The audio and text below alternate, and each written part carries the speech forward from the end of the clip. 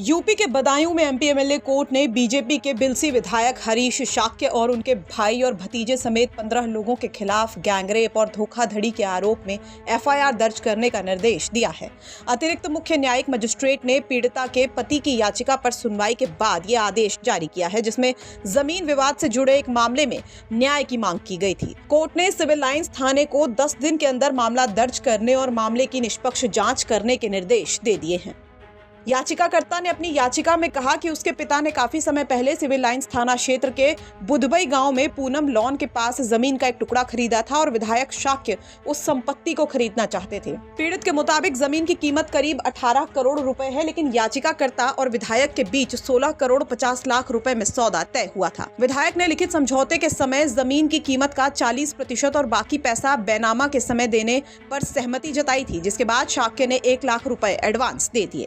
याचिकाकर्ता ने कहा कि कुछ दिन के बाद 40% दिए बिना विधायक और उसके गुर्गों ने लिखित समझौते के लिए दबाव बनाना शुरू किया। उन्होंने आरोप लगाया कि जब पैसे लिए बिना समझौता नहीं हुआ तो पुलिस ने उनके चचेरे भाई को उठा लिया और प्रताड़ित किया।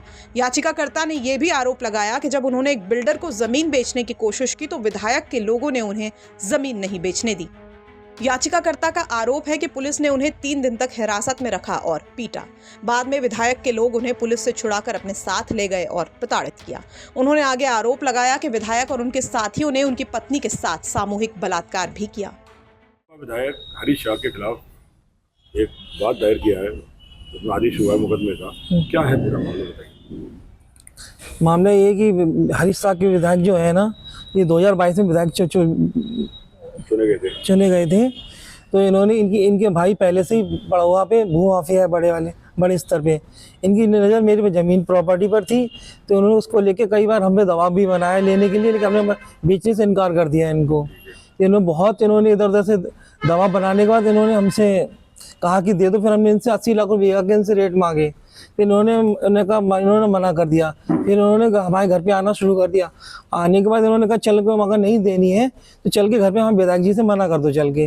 तो हमारे बाबा और पापा और मैं और चचेरा भाई हम इन लोग के घर पे पहुंचे थे, आदर्श नगर से इनके घर पर। तो वहाँ जाके इन्होंने पूछा कि हाँ कितने बेचोगे। फिर हमने बताया कि इतना 17 करोड़ कुछ की बनेगा कि हम उतने बेचेंगे, लेकिन नहीं। फिर इन्होंने 16.5 करोड़ में फाइनल करी। फिर सत्येंद्र से इन्होंने कहा कि 1 लाख रुपए एडवांस से दे दो इन्हें और 2-4 दिन में इनसे एग्रीमेंट करा लेते हैं। बाकी यानी एग्रीमेंट टाइम पे 40% इन्होंने नगद देने को कहा, बाकी सब इन्होंने जैसे बैनामा होता जाएगा वैसे पैसे देते जाएंगे। फिर उसके बाद इन्होंने बगैर 40% का पैसा 1 रुपये ना दे के जबरन हमसे एग्रीमेंट कराने का दबाव बनाने लगे। और फिर इसी बीच उन्होंने पापा के पास, पापा उजानी सर्विस करते थे, वहाँ गए थे ये लोग। वहाँ जाकर चचेरा भाई हमारे पापा के साथ ही रहता था बचपन से हमारे साथ ही, उनके साथ उन्होंने वहाँ गाली गलौज करके आए जाके ये लोग। हरिशंकर व्यास वगैरह, सत्येंद्र, अनेकपाल वगैरह ये लोग वहाँ पहुँचे थे। वहाँ जाके फिर रोहित ने भी विधायकों को गाली वगैरह दे दी थी। तभी दूसरे दिन आके ये लोग रोहित को वहाँ से उठा के ले गए ममता लॉन पे। वहाँ जाके रोहित के साथ उन्होंने मारपीट की। तो ये सोच के उन्होंने ये मारपीट की, सर मैं ललित उनका लड़का सगा लड़का समझ के उन्होंने उसके साथ ये मारपीट की वहाँ पे। तो उसको इतना हड़काया, उसने आके अगले दिन आके उसने फांसी लगा ली, आके सुसाइड कर लिया आके हमारे यहाँ पे। उसके फिर उन्होंने चाची से मिल के उन्होंने उन पे हमारे खिलाफ ही उल्टा, चाची ने इनके खिलाफ एप्लीकेशन दी कोतवाली में, लेकिन किसी ने नहीं सुनी इनकी। फिर उन्होंने विधायक ने इनको हाथ रख के उनसे कह के फिर हम लोगों 5 लोगों को मुकदमा उजानी कोतवाली ने लिखवा दिया था। अब जो 22 दायर किया है उसमें आपने क्या दायर किया है, क्या है? ऐसी नौबत क्यों आई कि आपको कोर्ट जाना पड़ा मुकदमा लिखवाने के लिए विधायक के खिलाफ? फिर उन्होंने हम पे झूठे मुकदमे 376 का मुकदमा मुझे झूठा कायम करा के उन्होंने 3 दिन में थाने में मुझे पिटवाया। फिर जबरन इन्होंने जब तक प्रॉपर्टी मेरी ले नहीं ली तब तक मुझे छोड़ा नहीं इन लोगों ने। फिर उन्होंने मेरी पत्नी के साथ भी गलत किया।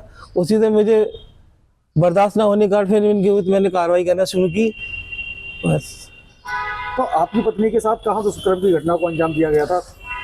अब लास्ट टाइम मुझे पहले का तो पता ही था, लेकिन लास्ट टाइम इन लोगों ने जब मुझे पता लगा, मैंने पूछा कि इतनी टाइम रात में कहाँ गए थे, तो मैंने लड़के वगैरह की कसम दी। तो इन्होंने बताया कि ऐसे ऐसे मुझे बुलाया गया। तो कहा गया था कि अपनी सास को, अपनी पति को समझाओ कि हमारे विरुद्ध कोई कार्रवाई ना करे, नहीं तो अन्यथा तुम्हें जान से मार। जो केस पहले बंद हो चुके हैं उन्हें रीओपन करा के दोबारा कार्रवाई करके जेल भिजवा दिया जाएगा। दुष्कर्म की घटना को अंजाम दिया गया था, वो कौन सी जगह पर दिया गया?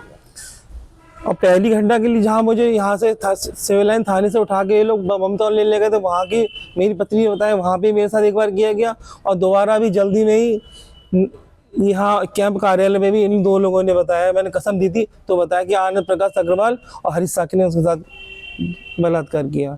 वहीं इस मामले पर जब हमने विधायक हरीश शाक्य से बात करने की कोशिश की तो उन्होंने कुछ भी कहने से इनकार कर दिया है। अगर उनकी ओर से पक्ष दिया जाता है तो हम उनका भी पक्ष रखेंगे। बदायूं से अंकुर चतुर्वेदी की रिपोर्ट, यूपी तक।